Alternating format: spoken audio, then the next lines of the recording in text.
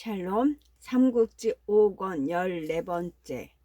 간부인도 눈물 섞어 그렇게 대답했다. 조은이 다시 미 부인과 아두가 간 방향이라도 가늠하고자 무얼 물으려는데 문득 백성들의 고함 소리가 들렸다. 한때의 조조편 군마들이 또다시 유비를 따른 죄밖에 없는 백성들을 짓밟으러 온 것이었다. 조은은 얼른 땅에 꽂았던 창을 빼어 들고 말에 올랐다. 조은의 눈앞에 한 사람이 묶인 채 말 위에 실려오고 있는데 자세히 보니 미축이었다.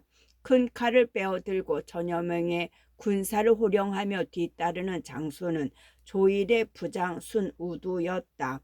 미축을 사로잡고 으쓱해서 본진으로 공을 자랑하러 가는 길인 것 같았다. 처음에는 간부인만 지키고 되도록 큰 싸움은 피하려 한 조은이었으나 한솥밥을 먹던 미축이 사로잡혀 가는 걸 보자 참지 못했다.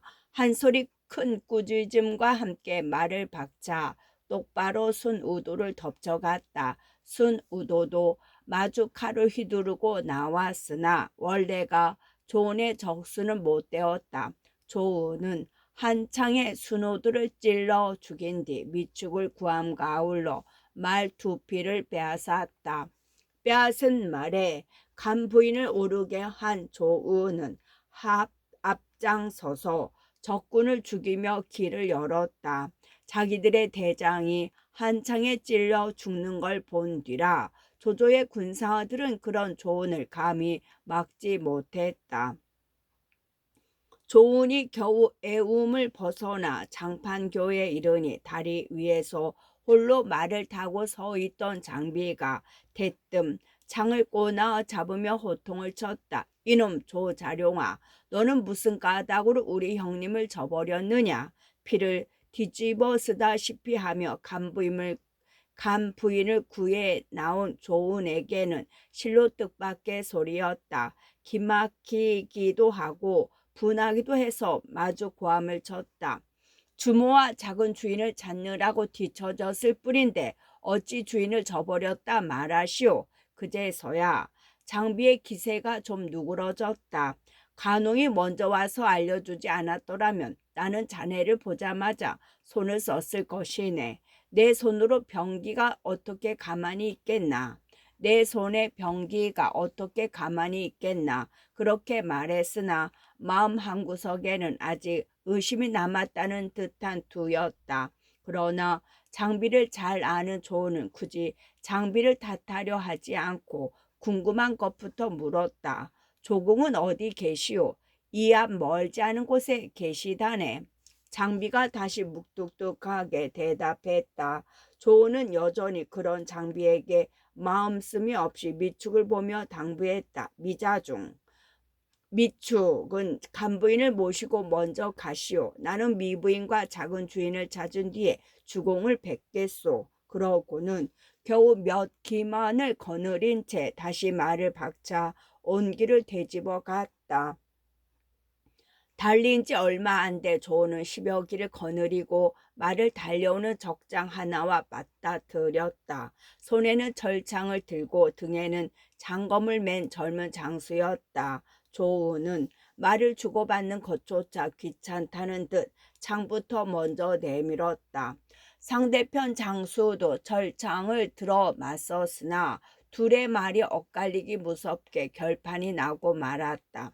조은이 한창으로 그 장수를 찔러 죽이고 따르던 군사들을 모두 흩어버렸다. 조은의 장에 죽은 자는 조조의 칼을 메고 조조를 따르는 장수인 하후은이었다. 조조에게는 의천검이란 보검과 청홍검이란 보검이 있었는데 의천검은 조조 스스로 차고 청홍검은 하후은에게 주어 그걸 차고 항시 뒤따르게 해왔다. 따라서 한후은이 등에 메고 있는 것은 쇠를 진흙 베듯 하고 그 끝이 날카롭기가 천하에 비할 데가 없다는 바로 그 청홍검이었다. 그날 하후은이 조언의 한창에 죽게 된 것은 자신의 용력만 믿고 복음을 등에 맨 채 졸개 약간과 더불어 노략질에 정신이 팔려 있다가 갑자기 조언과 부다치게 된 까닭이었다. 벌써 10여 년을 싸움터를 누벼온 조은은 죽은 적장의 등에 있는 칼이 예사로운 물건이 아님을 한눈에 알아보았다. 얼른 빼앗아 칼을 살펴보니 칼등에 청홍이란 두 글자가 금으로 새겨져 있었다. 짐작대로 세상에 드문 복음임을 알 수 있었다. 조은은 복음을 거두어 꽂은 뒤 다시 창을 들고 겹겹이 둘러싸인 적진 속으로 뛰어들었다. 어느새 뒤따르던 몇 기마저 모두 죽고 오직 존 혼자였다. 그러나 존은 조금도 물러설 마음이 없이 적진 속을 누비고 다니며 미 부인과 아들을 찾았다. 만나는 백성들마다 길을 막고 묻는데 문득 한 사람이 가까운 담장을 손가락질하며 일러주었다. 한 부인이 어린아이를 안고 저쪽 담장 무너진 곳에 앉아 있었는데 미부인과 공자가 아닌지 모르겠습니다. 부인은 왼쪽 허벅지를 창에 찔러 걷지 못하는 걸 같았습니다. 조는 그 말을 듣기 바쁘게 말을 몰아 담장 있는 곳으로 갔다. 불탄 집을 두르고 있는 무너져 내리다만 흙담이었는데 그 담 곁에 있는 마른 우물가에서 미부인이 아들을 안은 채 흐느껴 울고 있었다. 조는 급히 말에서 뛰어내려 미부인 앞에 엎드렸다. 미부인이 울음을 멈추고 말했다. 이 몸이 장군을 만나게 된 것은 아두의 명이 아직 남은 덕택인가 합니다. 바라건대 장군께서는 이 아이가 황수께서 반생을 이리저리 떠돌면서 얻은 한 줌 혈육임을 가련하게 여겨주십시오. 장군께서 이 아이를 보호하시어 무사히 그 아버지와 만나게만 해주신다면 이 몸은 여기서 죽어도 아무 한이 없겠습니다. 이미 모든 것을 체념한 사람의 목소리였다. 조언이 벌쩍 뛰며 권했다.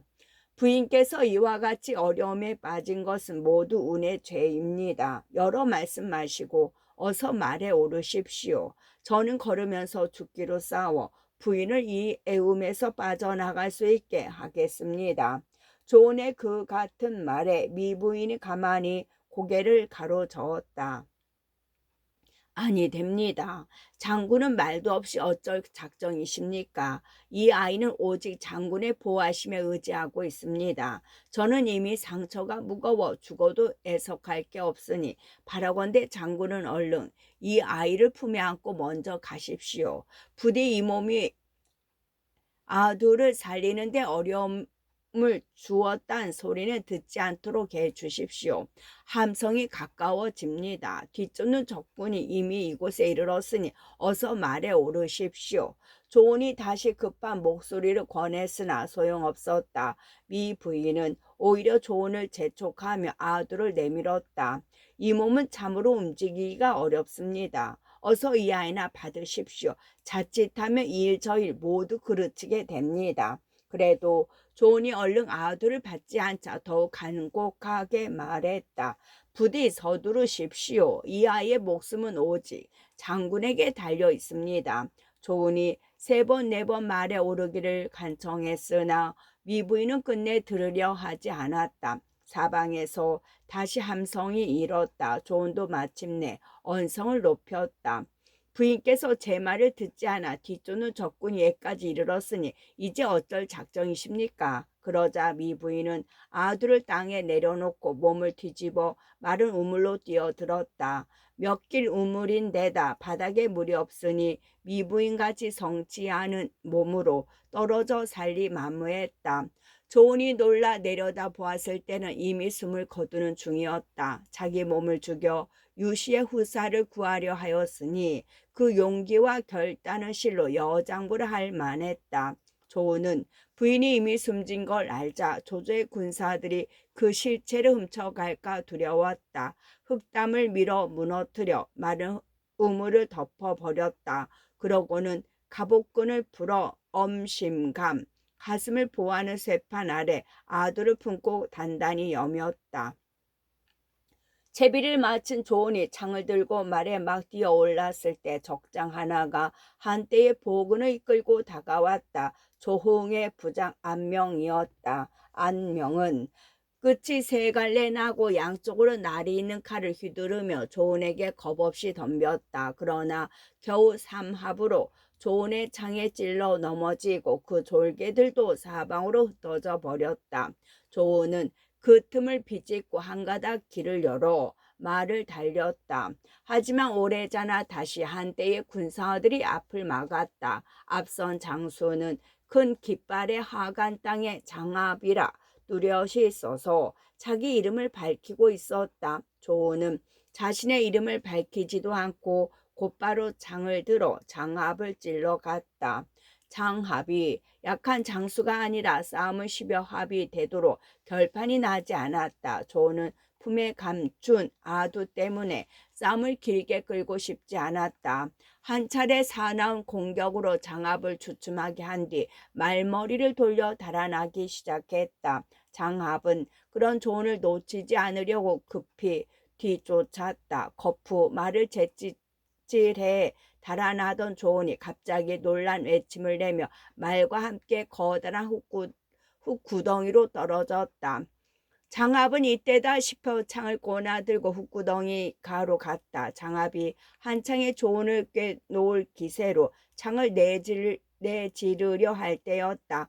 호련한 줄기 붉은 빛이 흙구덩이 속에서 눈을 찌르듯 솟구치더니 말과 사람이 허공으로 뛰어올랐다. 그러고는 가볍게 구덩이를 벗어나 내닫기 시작했다. 뒷날 제호를 쓰게 될 아두가 품에 있어 하늘이 조언을 도운 모양이었다. 그 광경을 본 장합은 크게 놀랐다. 조언을 뒤쫓을 마음을 버리고 군사들과 함께 돌아가 버렸다. 장합을 따돌린 조언은 한층 급하게 말을 몰아 적진을 빠져나가려 애썼다. 한참 정신없이 달리는데 이번에는 등 뒤에서 두 사람의 목소리가 어우러져 뒤쫓아왔다. 조언은 달아나지 마라 뿐만이 아니었다. 앞에서도 두 사람의 적장이 내달아 장칼을 휘두르며 길을 막았다. 뒤에서 뒤쫓는 것은 마연과 장의요. 앞에서 막는 것은 초족과 장남이었다. 모두 원수 밑에 있다가 조조에게 항복한 장수들이었다. 조우는 그들 내 장수를 만나 힘을 다해 싸웠다. 아무리 전하의 조자룡이라 하지만 넷이나 되는 적장과 한꺼번에 부딪히니 쉽게 길을 얻지 못했다. 그 사이 조조의 군사들이 개미떼처럼 몰려들어 그런 조은을 10겹 20겹 에워쌌다. 조은은 날이 무디어진 창을 버리고 하훈에게 뺏은 청홍검을 뽑았다. 과연 조조가 자랑할 만한 명검이었다. 조은의 손길이 한번 미치는 곳이면 어김없이 푸른 칼빛과 함께 적군의 갑옷이 쪼개지고 피가 튀었다. 그렇게 되자 조은을 에워싸고 있던 조조의 장졸들은 멈칫했다. 조은은 그런 적군을 더욱 매섭게 몰아붙이며 한 가닥 길을 열어 겹겹이 둘러쳐진 포위를 뚫고 나갔다. 이때 조조는 경산 꼭대기에서 싸움터를 내려다보고 있었다. 한 적장이 자기 편 군사들 사이를 휘젓고 다니는데 그가 이르는 곳에는 아무도 그 위세를 당해내는 사람이 없었다. 그 바람에 그 적장을 눈여겨보고 있는데 갑자기 그 적장이 창을 버리고 칼을 뽑는가 싶더니 사람은 안 보이고 한 덩이 흰푸른 칼빛만 수만 대군을 대쪽 쪼개듯 하며 빠져나가고 있지 않은가. 아무리 적장이라고는 하지만 조조는 그 용맹과 무예에 감탄했다. 저 장수는 누군가? 조조가 좌우를 돌아보며 급히 물었다. 그러나 거리가 멀어서 그런지 아무도 그를 알아보는 사람이 없었다. 곁에 있던 조응이 말배를 차며 말했다. 제가 알아보고 오겠습니다. 그리고 나는 듯 말을 달려 산을 내려온 조홍은 소리가 닿을 만한 곳에 이르자 조은을 보고 큰 소리로 물었다. 지금 거기서 싸우고 있는 장수는 누군가? 이름 없는 졸개가 아닐진데 어서 이름을 밝혀라. 나는 상산 땅의 조자룡이다. 적장은 조금도 움츠려 든 기색 없이 자기 이름을 밝혔다. 종은 돌아가 조조에게 알렸다. 적장은 전에 공손차 밑에 있다가 유비의 사람이 된 상산 땅의 조자룡이랑 장수입니다. 정말로 범 같은 장소로구나. 내 마땅히 저를 사로잡아 내 사람으로 만들리라. 조조는 그렇게 말하고는 곧 비말을 띄워 곳곳의 장로들에게 알리게 했다. 조자룡에게 이르러더라도 화를 쏘아서는 아니 된다. 반드시 살려서 잡도록 하라. 그렇게 되자 조조의 군사들은 더욱 조언을 잡을 길이 없었다. 죽여서 잡기도 어려운 장수를 어떻게 산채로 잡을 수 있겠는가. 덕분에 조언은 상처 하나 입지 않고 조조군의 포위를 뚫고 나올 수가 있었다. 그런데 한 가지 까닭 모를 일은 조조가 화를 못 쏘게 하여 조언이 무사히 빠져나갈 수 있었다는 대목이 정사에는 없는 점이다. 야사나 구전에 있는 것을 연익의 작자가 받아들인 것이라면 모르되 꾸며낸 이야기라면 앞뒤가 좀 맞지 않는 데가 있다. 조조라면 무조건 낮추고 헐뜯기를 서슴지 않으면서 유독 이 대목에서는 왜 조조에게 유리한 이야기를 꾸며 넣었을까? 관훈장에 대한 조조의 태도로 미루어 충분히 있을 법한 일이긴 하지만 그것은 결국 조조란 인물의 크기를 더해주는 대신 그토록 힘들여 과장해둔 조언의 무예는 오히려 빛이 덜해지고 말았지 않는가. 하지만 조조의 군사들이 화를 쏘았건 아니 쏘았건 그날 조언이 세운 무공은 실로 눈부신 데가 있었다. 후주가 될 아들을 품은 채 겹겹이 둘러진 포위를 뚫으면서 조언이 베어 넘긴 대장기가 둘이요 자기 창에 날이 문드러져 빼앗아 쓴 큰 창이 셋세다. 창으로 찌르거나 칼로 찍어 죽인 조조편에 이름 있는 장수가 신명 남짓이었다. 두 사람이 그 일을 노래했다. 점포와 갑오피로 물들이며 나아갈 때 당양에 누가 감히 그를 맞설 수 있었으리. 예와 지금은 둘러봐도 적진을 뚫고 위태로운 주인을 구하니 오직 상산에 조자룡이 있을 뿐이네. 하지만 조자룡이 애움에서 벗어났다고 해서 그대로 유비의 진중에 돌아갈 수 있게 된 것은 아니었다. 이미 당양 장판벌 거의가 조조의 세력 아래 들어간 뒤라 아직도 남은 길은 멀고 험했다. 적의 피를 뒤집어 쓴 듯한 꼴로 간신히 애움을 벗어난 조언이 어떤 산비탈을 지나갈 때였다. 두 갈래의 군마가 다시 조언의 길을 막았다. 앞선 두 장수는 하우든의 부장인 종진, 종신 두 형제였다. 하나는 큰 도끼를 휘두르고 하나는 화극을 겨누면서 목소리를 합쳐 소리쳤다. 조언은 얼른 말에서 내려 포박을 받으라. 그러나 조언은 조금도 두려워 않고 창을 꼬나쥐며 싸울 채비를 했다. 앞서 덤빈 것은 큰 도끼를 든 종진이었다. 그러나 미처 창과 도끼가 3번 어우르기도 전에 조은은 종진을 찔러 말 아래로 떨어뜨리고 길을 아사 달아났다. 형이 죽는 꼴을 보고 눈이 뒤집힌 종신이 화극으로 그런 조은을 겨누면서 뒤따랐다. 조은의 말꼬리에 그가 탄 말머리가 닿을 만큼 바짝 뒤따르자 종신은 번쩍 화극을 들어 조은의 등판을 찌르려 했다. 그걸 느낀 조은이 급히 말머리를 돌리니 두 사람의 거리는 타고 있는 말이 서로 가슴을 부딪힐 정도로 가까웠다. 조은은 얼른 왼손에 든 창으로 찔러오는 화극을 쳐내는 한편 오른손으로 청홍검을 뽑아 종신의 머리통을 후려쳤다. 쇠를 진흙 베듯 하는 청홍검이라 칼날은 종신의 투구를 쪼개고도 머리통을 두 쪽으로 갈라버렸다. 종진에 이어 아우 종신까지 처참한 몰골로 죽자 놀란 군사들은 그대로 흩어져 달아났다. 또 한 차례 적군들 속에서 몸을 뺀 조우는 장판교를 바라보며 급히 달렸다. 하지만 미처 장판교에 이르기도 전에 또 한때의 군마가 함성과 함께 조은을 뒤쫓았다.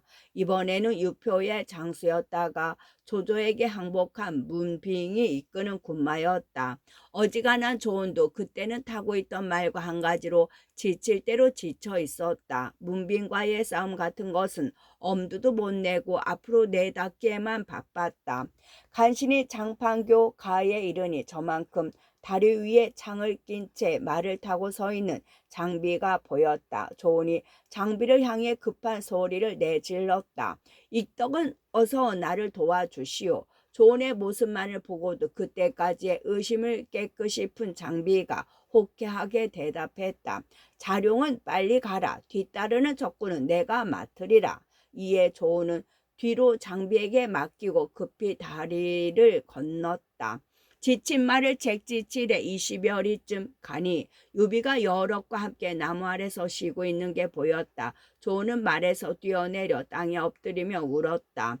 유비 역시 눈물을 감추지 못했다. 조은의 죄는 10,000번 죽어도 오히려 가볍습니다.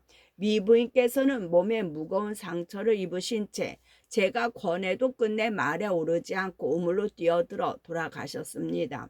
저는 흙담을 무너뜨려 우물을 봉한 뒤 겨우 공자만 그의 품에 품고 애움을 뚫었습니다. 주공의 홍복에 힘입어 다행히 적진을 빠져나왔으나 이제는 공자까지 무사하지 못한 것 같아 두렵기 짝이 없습니다. 조금 전만 해도 품속에서 울던 공자께서 지금은 아무런 소리도 없고 움직이지도 않으십니다. 조은은 그 말과 함께 급히 갑옷끈을 풀었다. 엄신갑 아래 품고 있던 아들을 꺼내놓고 보니 한참 달게 자고 있었다. 그 사이 잠이 들어 아무 소리도 움직임도 없었던 것을 조은은 죽은 걸로 지레 짐작한 것이었다. 다행히 공자께서는 아무 탈 없으십니다. 조은은 기쁜 얼굴로 그렇게 소리치며 잠든 아두를 유비에게 두 손으로 받쳐 올렸다. 그러나 유비는 아두를 받자마자 땅에다 내던지며 소리쳤다.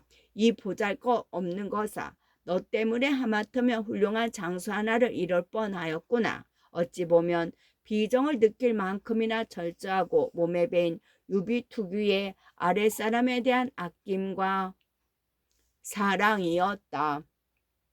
동물적인 혈육의 정에 얽매인 속인들이야 어찌 흉내를 낼 수 있을 것인가.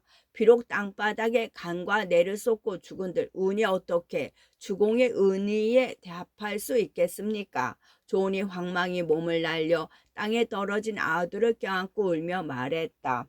어떤 사람에 따르면 뒷날 후주가 이따금씩 보이는 실책은 바로 이때 땅에 떨어지면서 머리를 상한 탓이라고 한다. 원래 어머니 간부인이 북두칠성을 머금은 꿈을 꾸고 얻어 아이 적 이름을 아두라 했던 후주는 남달리 영특했다는 게 그들의 주장이다.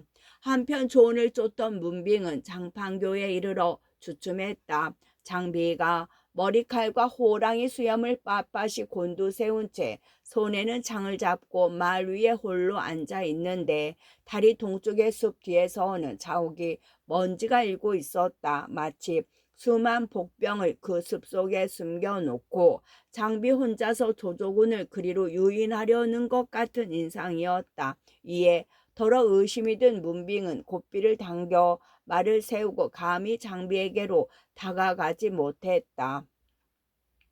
조금 있으려니까 조인, 이전, 하후돈, 우금, 하후연, 악진, 장요, 장압, 허저 등의 맹장들도 각기 군사를 끌고 문빙 곁에 이르렀다. 하지만 그들도 문빙과 크게 다르지 않았다. 장비 홀로 두 눈을 부릅뜬 채 창을 비껴들고 말 등에 앉아 있는 걸 보자 역시 의심이 든 까닭이었다.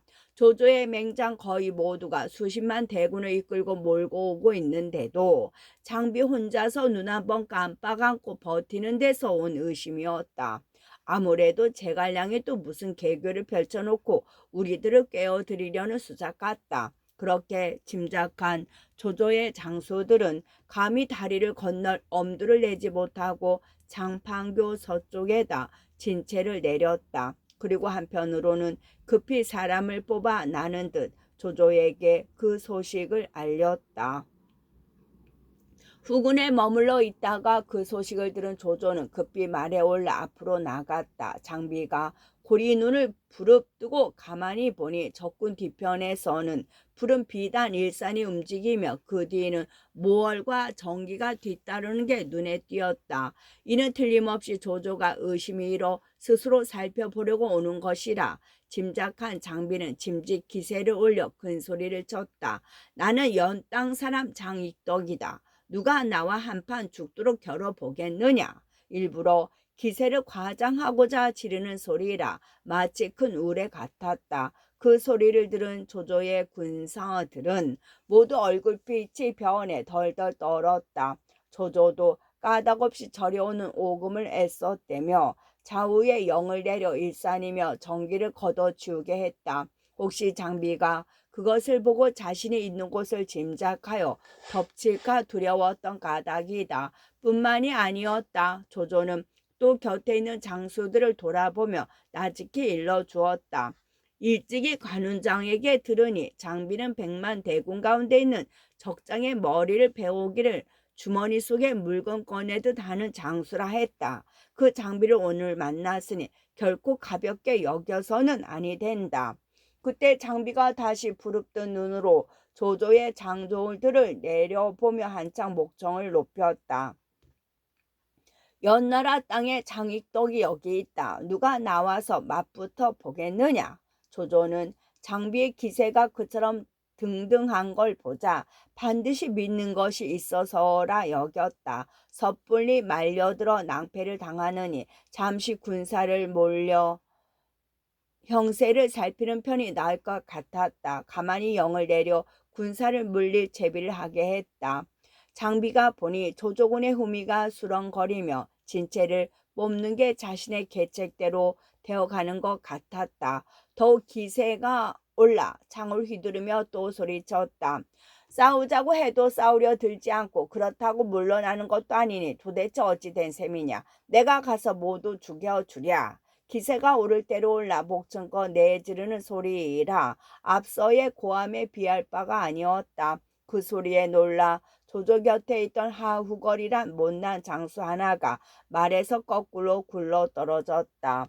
그러자 공포가 무슨 몹쓸 전염병처럼 삽시간에 조조군을 사로잡았다. 먼저 조조가 말머리를 돌려 달아나고 이어 그때껏 용맹을 뽐내던 무장수들도 무엇에 홀린 듯 겁에 질려 서쪽을 바라고 달아나기 시작했다. 장수들이 그 지경이니 사졸은 더 말할 나위도 없었다. 어린아이가 병력 소리에 놀라고 병든 나무꾼이 호랑이나 표범의 울음에 넋이 빠진 듯 뒤돌아 내빼는데 창칼을 내던지고 투구를 떨어뜨린 자만도 그 수를 헤아릴 수 없을 지경이었다. 뿐인가 수십만의 군사가 한꺼번에 물러서자니 사람은 파도가 밀리는 듯하고 마른 산이 무너지는 듯했다. 저희끼리 짓밟히고 떠밀려 죽은 자 또한 적지 않았다. 조조의 꼴도 말이 아니었다. 장비의 위세에 쫓겨 급히 달아나느라 관이 벗겨지고 머리를 묶어주던 비녀가 빠져나가 산발이 되는 것도 몰랐다. 그렇게 한참을 달아나다가 장효와 허저가 달려와 말꼬피를 잡아 세우어서야 겨우 달아나기를 멈추었다. 지나친 헤아림의 병이었다. 만약 조조가 단순한 무장이었다면 일단 군사를 내어 장비와 부딪혀 보았으리라. 그러나 자신의 비추어 남을 헤아리다가 그처럼 뜻 아니한 낭패를 보게 된 것이었다. 장효가 그걸 깨달은 듯 조조에게 권했다. 승상께서는 너무 놀라지 마십시오. 장비 한 사람을 무엇 때문에 그토록 두려워하십니까? 오히려 지금이야말로 급히 군사를 돌려 들이칠 때입니다. 반드시 유비를 사로잡을 수 있을 것입니다. 조조도 그제서야 버뜩 정신을 차렸다. 얼른 놀란 모습과 겁먹은 표정을 바로 하고 허저와 장효에게 말했다. 그 말이 옳아. 내가 잠시 무엇에 올렸던가 보네. 그대들은 다시 장판교로 돌아가서 장비의 움직임을 살펴보고 오게. 한편 장비는 조조군이 한꺼번에 뒤로 물러나는 걸 보자 한층 호기가 솟구쳤으나 워낙 거느린 군사가 적어 감히 뒤쫓지 못했다. 말꼬리에 나뭇가지를 매달고 습속을 내다르며 먼지를 일으키고 있던 20여 기를 불러 겨우 장판교만 부수어 버리고는 유비를 쫓아 뒤돌아갔다. 내 아우가 용맹스럽기는 그지없이 용맹스러우나 애석하게도 계책을 베품이 너무 서툴구나. 뒤따라온 장비로부터 모든 것을 전해들은 유비는 기쁜 중에도 그렇게 단식했다. 먼지를 일으켜 의병을 삼은 일이며 거짓 위세로 조조의 대군을 홀로 물리친 일 따위로 무용뿐만 아니라 개교에서도 스스로 훌륭했다고 은근히 자랑스러워하던 장비가 그 같은 유비의 단식을 듣자 이상한 듯 물었다. 계책을 베푸는데 서툴다니 형님 그게 무슨 말씀이시오? 조조는 꾀가 많은 사람이다. 너는 용케 그를 속였으나 다리를 부수고 온 게 큰 잘못이었다. 두고 봐라. 조조는 반드시 우리를 뒤쫓아올 것이다. 유비가 그렇게 대답했다. 그래도 장비는 얼른 그 말을 알아듣지 못했다. 못마땅한 말투로 유비에게 대꾸했다. 조조는 그 고함 소리 한 번에 엎어질락 자빠질락 몇리나 달아났습니다. 어찌 감히 다시 뒤쫓아올 마음이 나겠습니까? 더구나 다리까지 끊어놨는데 바로 그 다리를 끊은 일 때문이다. 만약 네가 다리를 끊지 않았더라면 조조는 여전히 매복이 있을까 두려워 감히 군사를 내지 못할 것이다. 그런데 이제 네가 다리를 끊고 왔으니 조조는 우리가 군사가 없어 겁을 먹고 그랬다는 걸 눈치챘을 것이고 반드시 뒤따라올 것이다. 거기다가 저쪽은 무리가 100만이나 된다. 비록 큰 강이라도 얼마든지 메우고 건널 수 있을 터인데 까지 다리 하나쯤 끊어졌다 해서 무엇 거릴 게 있겠느냐. 유비는 그렇게 장비를 깨우쳐 줌과 아울러 급히 몸을 일으켰다. 그리고 좌우를 돌아보며 영을 내렸다. 이제는 샛길로 한진을 거쳐 면양으로 간다. 모두 서두러라. 이때 장판교에 이른 장효와 허전은 장비가 다리를 끊고 달아난 걸 알았다. 곧 사람을 보내 조조에게 그 소식을 전했다. 적이 다리를 끊고 갔다면 이는 틀림없이 거느린 군사가 없어 마음속으로는 우리를 겁내고 있다는 뜻이다. 얼른 뒤쫓아야 한다. 조조는 그렇게 말하고 곧 군사 1만을 뽑아 장판교가 끊어진 곳에다 3개의 부교를 놓게 했다. 그날 밤으로 대군이 지나갈 수 있게 하라는 엄명과 함께였다. 이전이 그 같은 조조의 서두름을 말렸다. 이것은 어쩌면 제갈량의 속임수인지도 모릅니다. 가볍게 군사를 내어서는 아니 됩니다. 조조가 껄껄거리며 고개를 가로저었다. 아닐세. 내가 보니 이번 일은 제갈량의 꾀에서 나온 게 아니라 장비가 꾸민 것임에 틀림없네. 하지만 결국 장비는 한낱 용맹만 믿는 무장일 뿐일세. 또다시 무슨 속임수를 쓸 수 있겠는가. 그러고는 다시 영을 내려 더욱 급하게 진병을 재촉했다. 이번에야말로 반드시 유비를 사로잡고 말겠다고 뜻을 굳힌 것 같았다. 장비는 결국 한 가지를 잘못 헤아려 모처럼 개교로 이룩한 자신의 공은 물론 조은의 그 눈부신 무용까지 헛수고가 될지 모르는 위태로움을 불러들인 셈이었다. 달은 밝고 별 드문데 까막같이는 나무로 가네. 달은 밝고 별 드문데 까막같이는 나무로 나네. 조조의 용맹은 실로 재빨랐다. 장도를 휘몰아 그날 밤으로 강을 건너 조조는 유비가 미쳐 한진에 이르기도 전에 뒤를 따라잡았다. 호련 등 뒤에서 크게 먼지가 일며 북소리와 함성이 천지를 진동하자 유비는 조조의 군사가 이른 것을 알았다. 유비는 절로 단식이 났다. 앞에는 큰 강물이요 뒤에는 적의 대군이로구나. 이제 어찌하면 좋단 말인가. 하지만 역시 그는 숱한 어려움을 헤치고 살아남은 영웅다웠다. 아무래도 상대가 안 되는 싸움이었지만 앉아서 죽거나 사로잡히느니 보다는 마지막까지 싸우는 쪽을 택했다. 자룡은 어디 있는가? 어서 적을 맞을 준비를 하라. 유비는 그렇게 영을 내려 조언으로 하여금 적의 예봉을 막게 한 뒤 남은 사람들을 모아 결사에 전열을 가다듬었다. 각오가 엄중하기는 조조도 마찬가지였다. 진격에 앞서 조조는 모든 장졸들에게 마지막으로 한 번 더 당부했다. 이제 유비는 가마솥에 든 물고기요 구덩이에 빠진 호랑이다. 하지만 만약 이번에 그를 사로잡지 못한다면 그 물고기는 노여나 큰 바다로 들고 호랑이는 빠져나와 산으로 돌아가는 격이 된다. 여러 장졸들은 모두 힘을 다해 나아가 반드시 유비를 사로잡도록 하라. 이에 모든 장졸들은 각오를 새로이 하고 유비 쪽을 향해 덮쳐갔다. 그런데 뜻밖의 일이 벌어졌다. 기세가 오를 대로 오른 조조의 군사들이 상구비 하나를 돌았을 때였다. 산 뒤편에서 호련 북소리가 울리며 한때의 군마가 쏟아져 나왔다. 조조는 어디를 가는가? 내가 여기서 기다린 지 오래다. 앞선 장수가 큰 종이 울리는 것 같은 목소리로 외쳤다. 모두 놀라 그쪽을 보니 그 장수는 다름 아닌 관우였다. 청룡도를 끼고 말 위에 높이 앉은 모습은 그 어느 때보다 당당하고 위맹스러워 보였다. 앞서 강화로 갔던 관우는 무사히 공자 6위로부터 일만의 군마를 빌릴 수 있었다. 그러나 워낙 거리가 멀어 당양 장판의 싸움을 대지 못하고 이제야 겨우 그곳에 이른 것이었다. 조조는 그동안 보이지 않던 관운장이 나타나 길을 막자 곧 말을 멈추고 자기 편 장수를 돌아보며 분한듯 내뱉었다. 또 제갈량의 계책에 걸려들었구나. 그러고는 한번 싸워보지도 않고 영을 내려 대군을 급히 물렸다. 전에 데리고 있을 때는 숨막힐 듯했던 관운장에 대한 애정과 선망이 이제는 그만큼의 두려움으로 그를 무겁게 짓누른 데다 두 번씩이나 자신의 대군을 깨뜨린 공명의 지모가 새로운 두려움으로 조조의 전의를 앗아간 것이었다.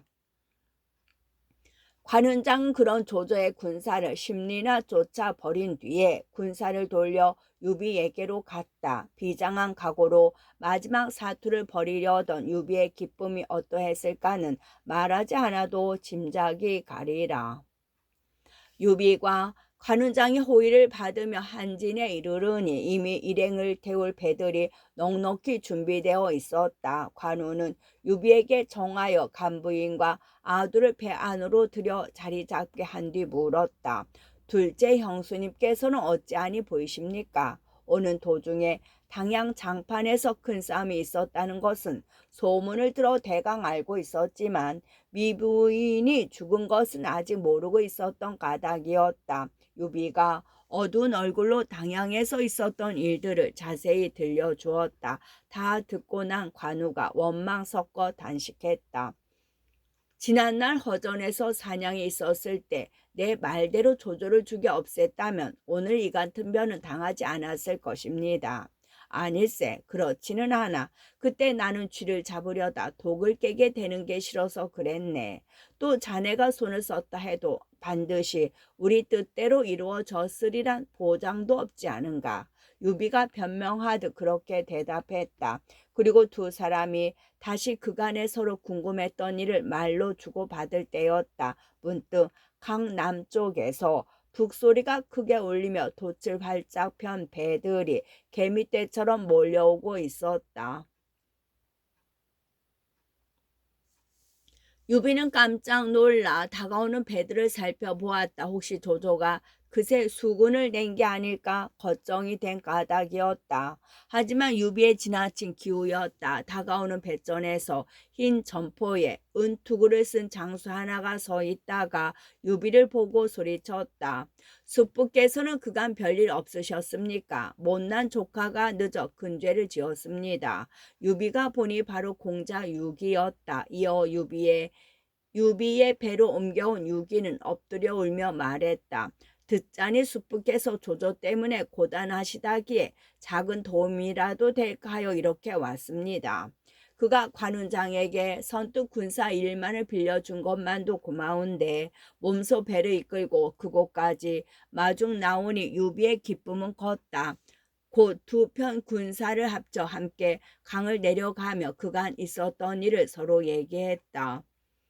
두 사람이 한창 이런저런 얘기로 정을 나누고 있는데 다시 서남쪽에서 한때의 싸움배가 갑자기 나타났다. 하늘자로 나란히 벌려선 채 바람을 타고 다가오는 기세가 한눈에도 만만찮아 보였다. 유기가 놀란 목소리로 유비에게 물었다. 강하에 있는 군사와 배는 제가 모두 이리로 끌고 왔습니다. 그런데도 이제 또 싸움배들이 길을 막으니 이는 틀림없이 조조의 군사들이 아니면 강동 송권의 군사들일 것입니다. 어찌하면 좋겠습니까? 그 말에 유비도 놀라 배전으로 달려나갔다. 먼저 조조 쪽인지 송권 쪽인지부터 알아야 결단을 내릴 수 있기 때문이었다. 그러나 다가오는 배를 보니 어느 쪽도 아니었다. 앞선 배머리에 윤건 쓰고 도복을 입은 사람이 하나 앉았는데 다름 아닌 제갈 공명이었다. 그리고 그 뒤에는 손건이 단정히 시립해 있었다. 유비는 한편 반가우면서도 한편 궁금해 급히 배를 옮겨간 뒤 공명에게 물었다. 군사께서는 어떻게 된 일입니까? 공명이 가만히 웃으며 대답했다. 양은 강하에 이른 뒤 먼저 운장을 한진으로 보내어 무태 올라 주공과 호응케 했습니다. 그러나 가만히 헤아려 보니 조조가 주공을 급하게 쫓으면 주공께서는 반드시 강릉으로 가시지 않고 바로 한진으로 오실 것 같았습니다. 이에 특히 공자께 정하여 먼저 주공을 맞으러 가게 하고 나는 다시 하구에 들러 그곳 군사들을 모조리 거두어 온 것입니다. 공명의 그 같은 말을 듣자 유비의 기쁨은 실로 컸다. 조금 전까지도 겨우 수백의 군사로 조조에게 쫓기던 그이고 보면 공명까지 온 지금은 다시 전하를 되찾은 기분이나 해도 지나칠 것이 없었다. 공명이 이끌고 온 군사까지 합쳐 기세가 오른 현덕은 곧 여럿을 불러 모아놓고 조조를 깨트릴 의논을 시작했다. 공명이 먼저 말했다. 하구는 성이 험하고 곡식과 돈이 넉넉해 지키기에 좋은 땅입니다. 주공께서는 잠시 하구를 빌려 쓰도록 하시는 게 좋겠습니다. 그리고 공자께서는 강화로 돌아가셔서 싸움배를 손질하고 병기를 가다듬으신 뒤 주공께서 지키시는 하구와 더불어 서로 돕고 의지하는 형세를 이루도록 하십시오. 그리하면 조조를 넉넉히 당해낼 수 있을 것입니다. 양쪽이 함께 강화로 돌아가는 것은 오히려 우리의 세력을 외롭게 할 뿐입니다. 군사의 말씀이 참으로 옳습니다. 하지만 제 어리석은 소견에는 숙부께서 잠시 강화로 드시어 군마를 정돈한 뒤에 하구로 가셔도 늦지 않을 것 같습니다. 공명의 말을 받아 유기가 그렇게 제안하자 유비가 선뜻 따랐다. 조카의 말도 역시 옳다. 그렇게 하자. 공명도 그것까지는 막지 않았다. 그리하여 관운만 군사 5천을 거느리고 하구를 지키게 한 뒤 유비와 공명은 유기와 더불어 강화로 내려갔다. 끝.